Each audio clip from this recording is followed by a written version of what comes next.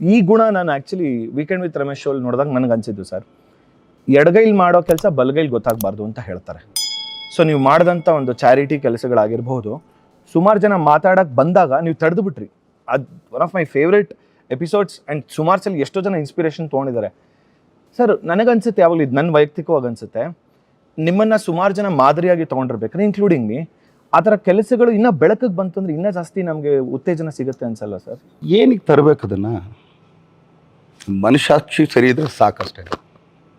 ಅದನ್ನು ತೋರಿಸಿ 4 ಜನಕ್ಕೆ ನಾನು ಇದು ಮಾಡಿದೆ, ನಾನು ಅದು ಮಾಡಿದೆ, ಏನಕ್ಕೆ ಬೇಕು?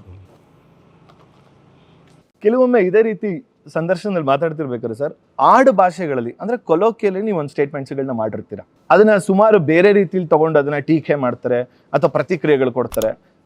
ದರ್ಶನ್ ಹೆಸರು ಎತ್ತಿರುತ್ತಾನೆ, ಅವ್ರದ್ದು ಯಾರನ್ನು ಚಾನಲ್ ನೋಡ್ತಾರಲ್ಲ, ಸುಮ್ಮನೆ ಯಾಕೆ ನೋಡ್ತಾರೆ? Right or wrong? ಅಗ್ರಿ. ಆಮೇಲೆ ಅಂಥದಕ್ಕೆ ತಲೆನೂ ಕೆಡಿಸ್ಕೋಬಾರ್ದು. ಈಗ ಆ್ಯಕ್ಚುಲಿ ನಮ್ಮಲ್ಲಿ ಒಂದು ಹೇಳ್ತೀವಿ ನಾವೀಗ, ಏರು ಹೇಳಿದ್ರೆ ಕೋಣ ನೀರಿಗೆ ಇಳಿತಂತೆ ಅಂದ್ಬಿಟ್ಟು. ಅರ್ಥ ಏನಂಗಂದ್ರೆ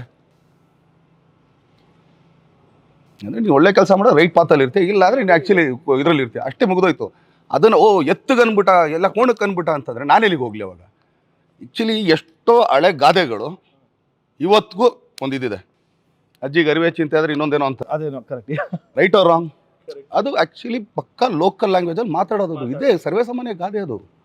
ಅದಕ್ಕೆ ಇವತ್ತೆಲ್ಲರೂ ಎತ್ಕೊಂಡ್ಬಿಟ್ರೆ ಇವತ್ತೆಲ್ಲರೂ ಮಾತಾಡ್ತೀರಿ. ಇದೇ ಆ್ಯಕ್ಚುಲಿ ಒಂದು 10 ವರ್ಷದಿಂದ ಎಲ್ಲೋಗಿದ್ರು ಇವರೆಲ್ಲ. ಹಂಗಂದ್ರೆ 10 ವರ್ಷದಿಂದ ಎಲ್ಲೋಗಿದ್ರು?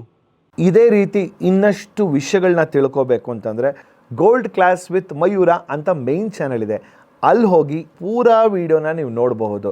ಸೊ ಮಿಸ್ ಮಾಡಿದಿರಾ ಲೈಕ್ ಮಾಡಿ, ಸಬ್ಸ್ಕ್ರೈಬ್ ಮಾಡಿ, ಇಷ್ಟ ಆದರೆ ಶೇರ್ ಕೂಡ ಮಾಡಿ.